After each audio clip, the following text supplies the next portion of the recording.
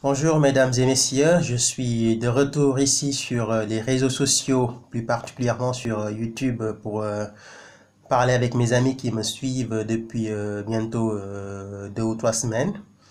J'étais là il y a une semaine pour parler avec vous concernant le franc CFA, donc l'affaire Kémy Séba, etc., qui avait défrayé la chronique en Afrique et dont on avait beaucoup parlé. Cette fois-ci, je suis revenu pour parler de 3 sujets principalement. Donc, les 3 sujets sont d'abord l'affaire Kémy Séba, je vais y revenir. Le franc CFA, je vais y revenir. Mais le sujet principal, c'est plutôt le mandat de Donald Trump à la tête des États-Unis. Donc, un mandat qui, depuis donc son investiture, Donald Trump traverse des moments extrêmement difficiles avec les services de renseignement, etc., etc. Donc, je vais essayer de faire une toute petite analyse. Donc, c'est mon point de vue que je donne. Ceux qui ne sont pas d'accord avec moi sur cela, il n'y a aucun problème. N'hésitez pas à m'envoyer un petit mail. Et puis, nous allons prolonger le débat. Donc, je suis là pour donner mon point de vue en tant que simple citoyen.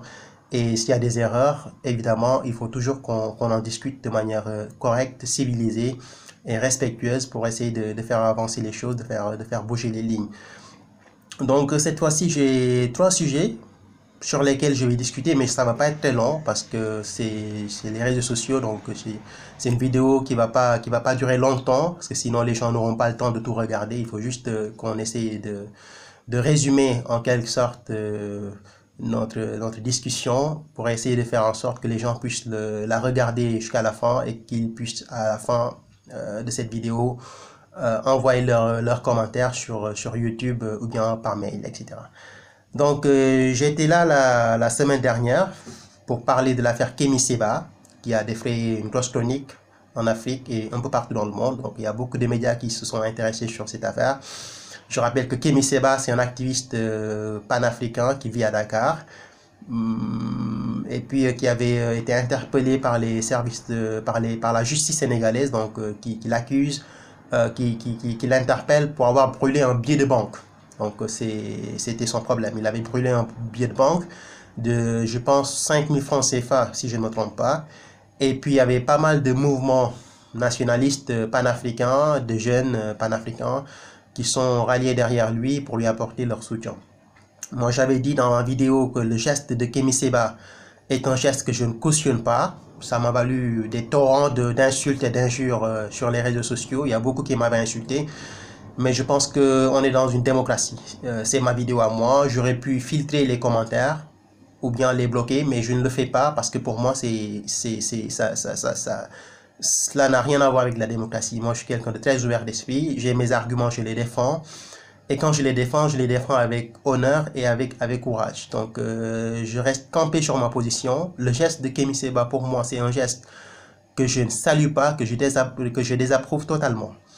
Après, le combat est un combat légitime, c'est ce que j'avais dit. Malheureusement, beaucoup se sont empressés de m'attaquer, de m'injurier, etc. Mais ils n'avaient pas, je pense, suivi le débat jusqu'à la fin parce que on était tous sur la même longueur d'onde. Nous étions tous sur la même longueur d'onde, c'est-à-dire il fallait tout faire pour que les États africains francophones se libèrent de la domination française en adoptant leur propre monnaie et en la gérant. C'est ce que nous voulons, c'est ce que je veux en tant qu'Africain, en tant qu'Africain vivant en France. C'est ce que mes amis africains veulent. Mais je pense qu'avec les soutiens, avec les supporters de Kémy Séba, parfois il est extrêmement compliqué de mettre en place un débat parce que eux, ils sont plus dans la violence. Je vous rappelle que la violence ne règle pas les choses. Je vous donne juste l'exemple des Black Panthers aux États-Unis, qui dans les années 60 avaient créé un mouvement pour défendre donc le droit des Noirs américains. Les arguments qu'ils avaient étaient des arguments très convaincants, mais à cause de la violence qu'ils avaient utilisée, je pense que beaucoup d'entre eux ont fini par le payer très cher. Certains sont aujourd'hui en train de croupir dans les prisons américaines, ils n'ont jamais été relâchés. D'autres ont été exterminés, assassinés par le FBI, parce qu'à l'époque, ils étaient considérés comme une organisation terroriste. Contrairement à Malcolm X, contrairement à Martin Luther King, contrairement à Nelson Mandela, qui eux ont privilégié le débat intellectuel, le débat d'idées pour pouvoir faire bouger les lignes. Et je crois qu'aujourd'hui, beaucoup de choses ont changé, que ce soit aux États-Unis, que ce soit en Afrique du Sud, grâce à ces gens-là qui avaient vraiment des arguments convaincants et probants. Donc moi, ce que je dis sur l'affaire Kémy Séba est très simple. Kémy Séba, c'est un activiste que je respecte, qui milite pour la libération totale des États africains et plus particulièrement des États africains francophones. Je trouve que c'est un combat légitime qu'il faut soutenir. Moi, je suis particulièrement très très proche de son combat. Par contre, je ne cautionne pas la violence. Ça, c'est mon point de vue à moi, que je défends avec courage et avec fermeté. S'il n'y a pas de débat d'idées, pour moi, ça ne sert à rien de continuer le combat. Moi, ce qui m'intéresse, c'est le débat d'idées. Brûler des billets de banque, injurier des gens, traiter des personnes de sales nègres, etc., juste parce qu'ils ont des comportements ou bien parce qu'ils ont des positions différentes de la vôtre, je ne peux pas discuter avec ces gens-là. Il n'y a aucun problème. Vous pouvez continuer à faire vos commentaires, à dire ce que vous avez à dire. Moi, ma position reste celle-ci, débat d'idées ou rien. Débat d'idées ou rien. Donc, sur le franc CFA, qui va être la partie suivante, donc la deuxième partie de mon débat, je dis tout simplement que les pays arabes, les pays du Maghreb n'ont jamais adopté un franc CFA. Le franc CFA, ils ne l'ont jamais eu. Ils ont le dinar. Et c'est des pays qui, économiquement, se portent plutôt bien quand on les compare aux pays africains subsahariens. Je rappelle qu'il y a beaucoup de Sénégalais, Marocains, Algériens, Tunisiens, Marocains, Ivoiriens, etc., qui vont dans les pays du Maghreb. Il y a beaucoup de Sénégalais, Béninois, Burkinabés, qui vont dans les pays du Maghreb pour chercher une vie meilleure, qui vont dans les pays du Maghreb pour faire leurs études universitaires. Donc, quelque part, ils ont une situation un peu plus enviable que la nôtre. Je ne dis pas que tout va bien là-bas. On a vu la révolution arabe en 2011, en Tunisie, en Égypte particulièrement. C'est des pays où il y a énormément de gens qui sont au chômage. L'économie est en berne. C'est très compliqué pour ces pays-là. J'ai des amis arabes qui vivent ici avec moi et avec qui je discute souvent sur le sujet donc de l'économie concernant leur pays, et ils me disent simplement que c'est partout pareil, c'est la galère partout. Donc si ces pays-là n'ont jamais adopté le franc CFA et qu'ils parviennent à s'en sortir un tout petit peu, je pense que les pays africains francophones également devraient être capables de pouvoir se libérer du franc CFA et d'adopter leur propre monnaie. Je rappelle que la Gambie, qui est un pays très pauvre, a sa Dalasi. Je rappelle que la Mauritanie, qui est un pays très pauvre, a son Ouguiya. Et je rappelle que le Zimbabwe, qui est un pays très pauvre, a également son dollar zimbabwéen. Alors, sortir du franc CFA, c'est pas quelque chose qui se fait en un clin d'œil. On veut sortir et on sort comme ça. Il y a des paramètres qu'il faut mettre en place. Il y a des arguments qu'il faut avoir. Mais aussi, il faut prévoir l'avenir de la monnaie qui va venir. Est-ce que cette sortie ne va pas créer une forte inflation qui est extrêmement dangereuse pour les pays? Je parle de la Mauritanie, je parle de la Gambie, je parle du Zimbabwe. C'est des pays qui ont leur propre monnaie, leur propre banque centrale.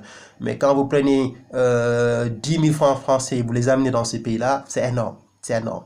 Donc, ils ont leur banque centrale, ils ont leur monnaie, mais en réalité, c'est des monnaies qui sont pas du tout...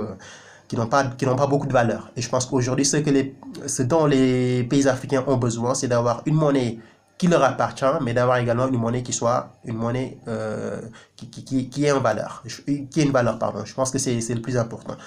Alors, ça, il faudra des débats d'idées. Il faudra que les économistes africains sortent de leur silence, qu'ils brisent le silence.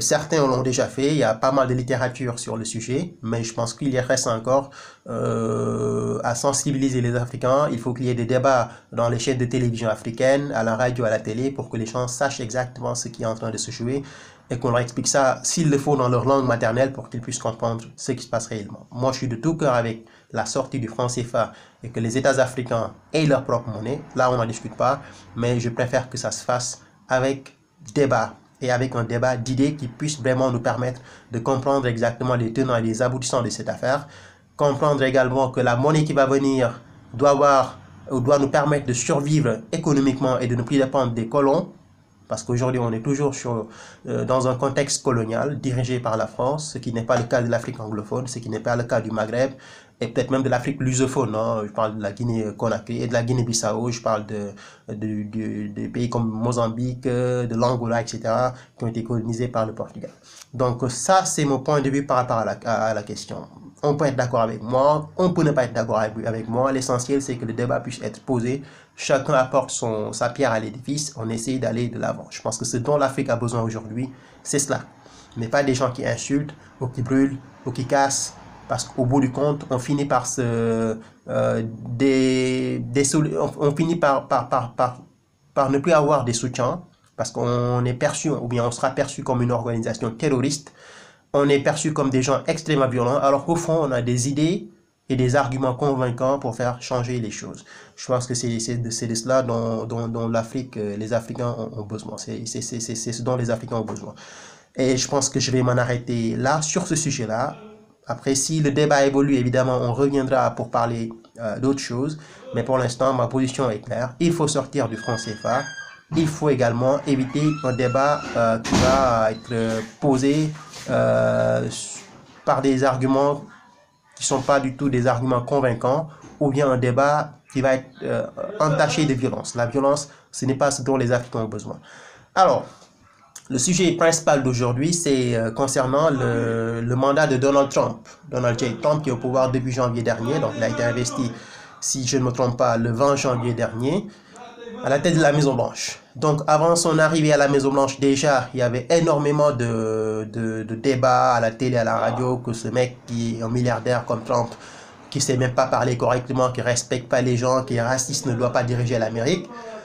Tout le monde pensait que Trump allait être éliminé par Hillary Clinton, donc sa rivale, la candidate du Parti démocrate, ex-secrétaire d'État américain, également ex-première dame des États-Unis, parce qu'elle est la femme de Bill Clinton, ex-président des États-Unis.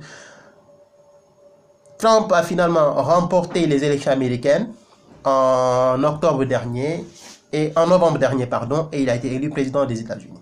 Aujourd'hui, il est le président des États-Unis, qu'on le veuille ou pas. Malheureusement, Trump doit faire face à ce qu'on appelle l'état profond, ce qu'on appelle en anglais the deep state. Aux États-Unis, ce n'est pas le président de la République qui dirige, on le sait tous. Le président de la République, il est juste là pour jouer son rôle de leader présidentiel, de celui qui occupe la Maison-Blanche. Mais en réalité, les décisions les plus pertinentes, les plus sensibles, ce n'est pas lui qui les prend, c'est des gens qui sont derrière. Ce qu'on appelle en anglais the shadow government, donc le gouvernement fantôme. C'est des gens qu'on ne voit pas, qui sont extrêmement puissants, qui dirigent le pays. Trump est en guerre contre le deep state, contre l'état profond aujourd'hui.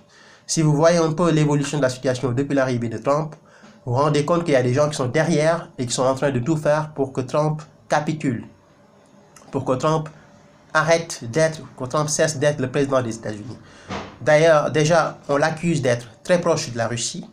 Je ne sais pas si c'est vrai ou pas, mais apparemment, Trump aurait des liens avec les Russes. C'est eux qui le disent, pas moi. Donc, les médias mainstream tels que CNN, New York Times, Washington Post, qui sont de très grands médias, qui avaient ouvertement fait campagne pour Hillary Clinton et contre Donald Trump pendant la présidentielle, ont tous déclaré que Trump a des liens très très proches avec la Russie de Vladimir Poutine, et que Vladimir Poutine a joué un rôle clé dans la victoire de Trump à la présidentielle américaine. C'est ce qu'ils ont dit.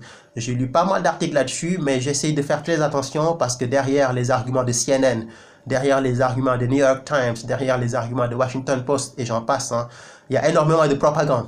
On sent à travers les articles, à travers les titres, qu'il y a une certaine volonté de faire tomber Trump. Donc, je fais très attention quand je lis ces médias-là, parce que souvent, les analyses ne sont pas très très pertinentes, et souvent, il y a une volonté de faire tomber Trump. Alors, Trump est accablé par l'affaire de la Russie, donc il est en guerre contre les services de renseignement, et cette guerre a été déclenchée par l'administration Trump elle-même, après le limogeage de James Comey, le patron du FBI qui a été limogé par Trump, il y a de cela quelques mois, et depuis lors, l'establishment, le deep state, en a profité pour dire voilà, Trump maintenant est en train de mettre en danger la sécurité des États-Unis. Et qu'est-ce qui se passe, ou qu'est-ce qui s'est passé après? On a vu une vague de démissions au sein même de l'administration Trump. On n'a jamais vu ça avant. On n'a jamais vu cela avant. Un président américain qui arrive au pouvoir, qui n'a même pas encore fait une année à la tête des États-Unis, et déjà il y a une bonne partie de son équipe qui démissionne. Michael Flynn a démissionné en tant que conseiller de sécurité intérieure du président Trump. En février dernier, c'était Michael Flynn. Il a été accusé d'avoir des liens très proches avec la Russie de Poutine. Quelques mois plus tard, il y a un certain Mike Dubke, le directeur de communication de Donald Trump également, qui prend la fuite, qui démissionne et qui évoque des problèmes personnels, des raisons personnelles. Il dit que j'ai démissionné, mais c'est pour des raisons personnelles. Quelques mois plus tard, il y a Sean Spicer, le porte-parole de la Maison-Blanche, qui a également démissionné, sur fond de crise avec un certain Anthony Scaramucci. Donc Anthony Scaramucci est un proche de Trump qui a été nommé d'ailleurs, pour remplacer, si je ne me trompe pas, Sean Spicer, et qui d'ailleurs n'a même pas fait une semaine à la Maison-Blanche. Scaramucci a été immédiatement limogé, viré par Trump. Il y a également Steve Bannon, très proche de Trump, le patron de Breitbart. Donc Breitbart, c'est un média israélien très proche de l'extrême droite. Steve Bannon a été démis de ses fonctions, a été viré par Donald Trump juste après les incidents de Charlottesville. Donc Charlottesville, c'est une manifestation des nazis qui a été organisée donc, dans la ville de Charlottesville en Virginie, et qui s'est terminée dans le drame parce qu'il y a eu des personnes qui ont été tuées donc, lors de ces manifestations-là. Et ça avait créé un gros tollé, une grosse polémique. Pourquoi? Parce que Trump avait pris du temps à condamner les néo-nazis. Donc il aurait dû prendre la parole très rapidement en disant « Je condamne fermement cet acte de terroriste ou bien ces actes extrêmement violents », mais il ne l'a pas fait. À sa première réaction, il a dit « There is violence on both sides ». Il y a de la violence dans tous les deux côtés. Donc pour lui, Trump, les néo-nazis sont violents, mais également les antifas, les gens, les Black Lives Matter et les autres qui sont contre le racisme, qui étaient venus pour contrecarrer, pour saboter la marche des néo-nazis, étaient également des gens violents. Et dans la presse américaine, ça a été considéré comme une grosse bourde du président américain. Et ça a été l'une des raisons pour lesquelles de nombreux collaborateurs de Trump ont pris la fuite, ont démissionné en disant que nous ne pouvons plus travailler avec un gouvernement américain dont le président a des idées un peu proches des néo-nazis ou bien a une certaine sympathie par rapport au mouvement néo-nazi. Donc Steve Bannon, patron du média Breitbart, proche de l'extrême droite, a également démissionné ou a été viré. Donc dans la presse américaine, on dit qu'il a été viré par Donald Trump. Et puis voilà, donc quand vous avez des personnalités aussi importantes que Michael Flynn, que Sean Spicer, que Mike Dubke, que Steve Bannon, qui sont des personnalités de premier plan, qui démissionnent du jour au lendemain en l'espace de 5 mois dans une administration, ça veut dire qu'il y a quelque chose qui ne va plus. Donc Trump est aujourd'hui dans une situation extrêmement compliquée. Certains, dont Sébastien Gorka, qui également a été très proche de Steve Bannon, également un conseiller de Donald Trump, qui a été viré lui aussi, a accordé une interview cette semaine à une radio qui s'appelle Radio 4, Radio 4 aux États-Unis, en disant que dans l'administration Trump, il y a des infiltrés. Lui, son argument, c'est quoi? Son argument, c'est que dans l'administration Trump, au sein de l'administration Trump, il y a des gens qui ont été nommés par Trump, mais qui en réalité ne sont pas fidèles à Trump. C'est des gens qui seraient plus proches de Hillary Clinton, qui seraient plus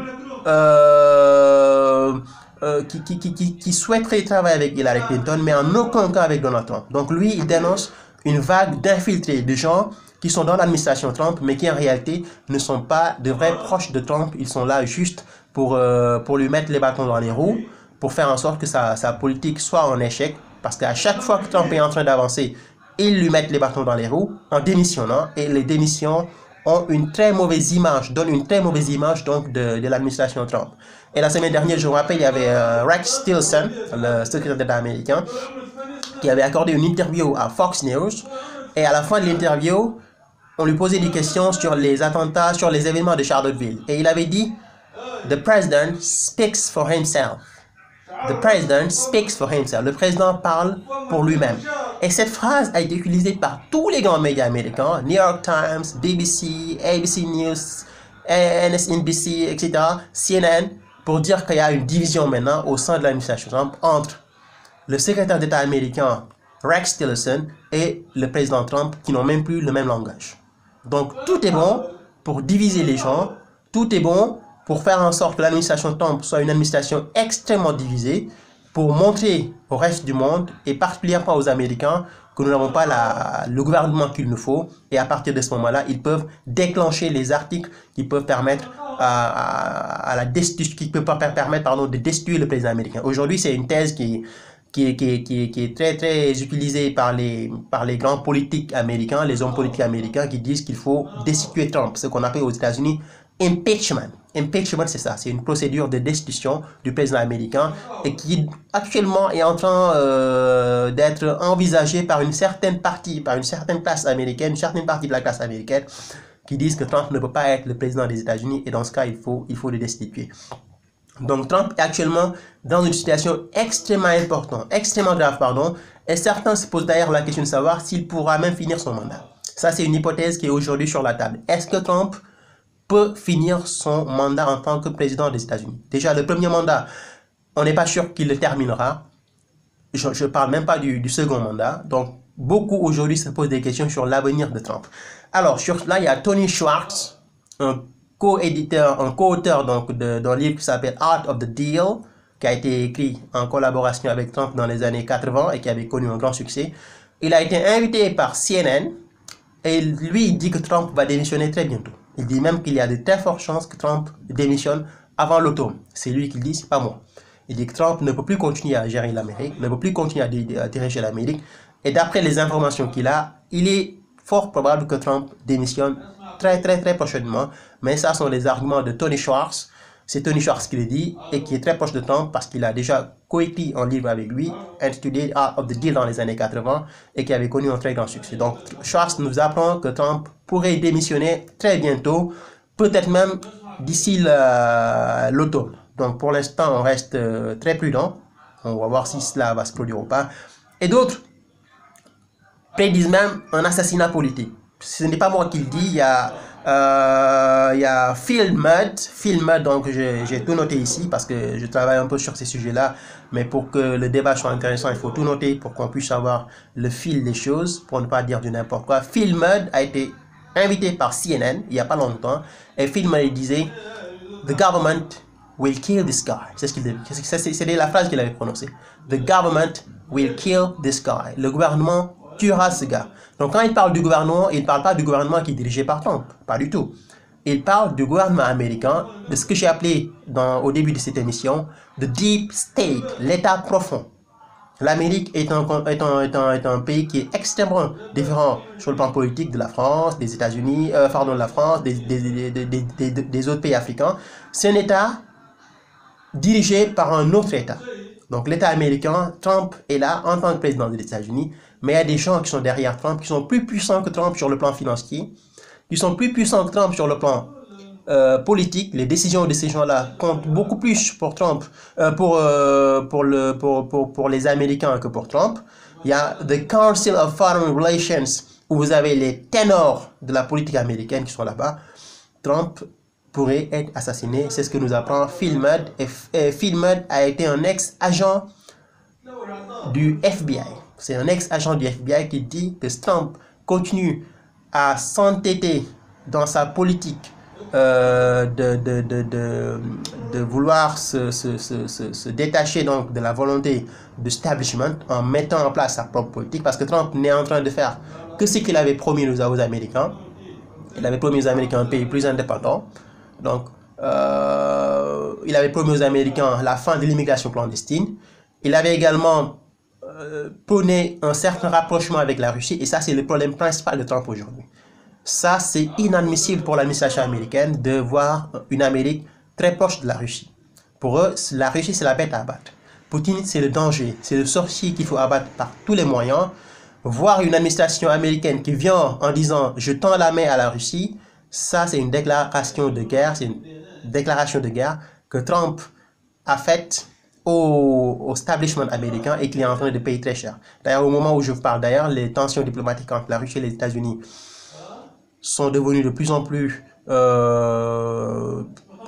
incontrôlables. Aujourd'hui, hier, samedi, donc les Américains avaient ordonné, le gouvernement américain avait ordonné la fermeture du consulat américain, du consulat russe, pardon, à San Francisco, et sans compter les nombreux Américains qui ont été, les nombreux diplomates américains qui ont été expulsés donc de la Russie, et les nombreux diplomates russes qui ont été expulsés des États-Unis vers la Russie. Trump ne veut pas de cette guerre, Trump ne veut pas de ce conflit diplomatique, mais Trump a derrière lui des gens qui sont beaucoup plus puissants et qui prennent ces décisions-là. Il a les mains liées. Trump ne peut plus rien faire. Aujourd'hui, il prend des décisions sans les vouloir. Surtout sur la Russie. Tout le monde sait que Trump voudrait un rapprochement avec la Russie de Poutine, et je pense que c'est pour l'intérêt de tout le monde. La Russie de Poutine est une puissance nucléaire. Les États-Unis sont une puissance nucléaire, et je pense qu'avec la Russie de Poutine, on peut arriver à construire, à mettre en place un monde meilleur, mais malheureusement, il y a l'establishment, il y a le deep state qui est derrière, qui ne veut pas, surtout pas, voir une administration américaine se rapprocher de la Russie parce que la Russie est la bête à abattre. N'oublions pas que les Américains ont des intérêts en Europe de l'Est. L'Europe de l'Est est dirigée par un grand pays qui s'appelle la Russie, très grand démographiquement, mais également très grand économiquement, mais également militairement. L'Ukraine est à côté de la Russie. On a tous vu ce qui s'est passé en 2014 avec la guerre entre l'Ukraine et la Russie. Donc c'était une guerre qui a été financée par les États-Unis pour faire tomber le gouvernement de Viktor Yanukovych. Viktor Yanukovych était le président de l'Ukraine, mais il était très proche de la Russie. Quand il a quitté le palais présidentiel, on a tous su ce qui s'est passé. Il a quitté le palais présidentiel grâce à l'aide de la Russie. Donc c'est la Russie qui a dépêché des militaires pour venir le cueillir au niveau du palais présidentiel pour l'amener en Russie parce qu'il était sur le point de se faire assassiner par des néo-nazis. Donc c'était une prise qui a été financée par l'administration américaine. Aujourd'hui, il y a des enregistrements par l'administration américaine. Aujourd'hui, il y a des enregistrements comme quoi, et aussi des preuves comme quoi, il y a la main de l'establishment, il y a la main donc du gouvernement américain derrière, pour tout faire pour isoler la Russie. Et pour isoler la Russie, il fallait appliquer la politique qui a été mise en place par Brzezinski, qui est décédé il n'y a pas longtemps, qui disait arracher la Russie, arracher l'Ukraine de la Russie et vous allez voir que la Russie cessera d'être un empire. Si vous prenez l'Ukraine, la Russie cesse d'être un empire. Et c'est exactement cette politique que le gouvernement américain est en train de mener. Il faut tout faire pour que l'Ukraine soit très proche de l'Occident, très proche des Européens, et comme ça la Russie va être isolée sur le plan économique, mais également sur le plan militaire. Et voilà, c'est ce qui est en train de se passer aujourd'hui aux États-Unis. Trump finira-t-il son mandat ou pas? On n'en sait rien. Mais je pense que les jours qui vont venir vont nous permettre d'en savoir un peu plus. Je pense qu'aujourd'hui, Trump est dans une situation extrêmement compliquée, sur tous les plans, sur le plan économique, sur le plan social, sur le plan de sa gestion de son administration. Est-ce qu'il finira son mandat? Je ne le sais pas, personne ne le sait pour l'instant. Mais ce qui est sûr, c'est que au sein de l'administration Trump, la tension est montée d'un cran. Les détracteurs sont aux aguets, ils attendent juste que le président commette une toute petite erreur pour l'exploiter. Et Trump est en guerre contre les services de renseignement, il est en guerre contre l'establishment, il est en guerre contre les médias mainstream, New York Times, CNN, BBC, ABC News, etc. Et même des médias européens, français, des médias français, britanniques, etc. qui sont tous contre Trump et qui veulent la destitution de Donald Trump. Trump parviendra-t-il à s'en sortir? Personne ne le sait pour l'instant. Je pense qu'on essaiera de suivre cette affaire de très près et puis on essaiera de voir ce que l'avenir nous réserve comme surprise. Comme on dit en anglais, time will tell. Donc l'avenir nous le dira. Et puis merci beaucoup. On essaiera de revenir sur tous ces sujets-là dans les semaines qui viennent. Chaque semaine désormais, il y a une petite vidéo qui est faite par moi-même, qui va être publiée sur le site lecourrierdussoir.com. On va toujours essayer de privilégier le débat d'idées. Donc les insultes, les injures, vraiment n'ont pas leur place ici. Si vous avez des arguments, il faut faire un commentaire et nous dire ce que vous pensez de la situation. Si vous voyez qu'il y a des erreurs qui ont été commises par moi-même, je m'excuse de ces erreurs-là. Je ne suis pas spécialiste, je suis très passionné de politique internationale. J'essaie de donner mon point de vue. N'hésitez pas à m'envoyer un petit mail pour me rectifier. L'essentiel, c'est que le débat puisse être posé et qu'on essaye vraiment d'aller de l'avant. Et je pense que c'est pour l'intérêt du peuple africain, parce que nous sommes tous des fils d'Afrique, mais c'est également l'intérêt de tous ceux qui nous regardent et qui sont là pour participer à ces débats-là et qui sont là également pour profiter de ces débats-là.